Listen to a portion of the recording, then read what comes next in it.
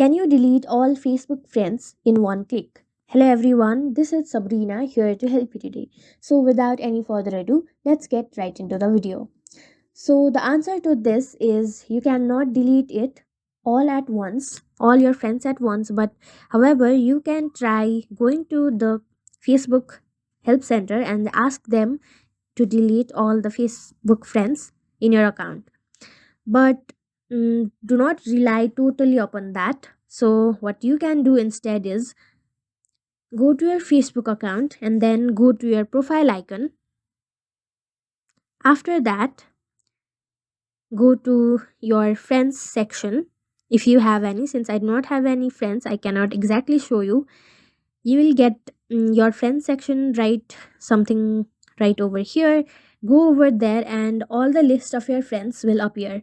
Now you will have to manually delete each of the friends one by one. So that's it. Thank you for watching this video. Make sure to like, share, and subscribe to our YouTube channel.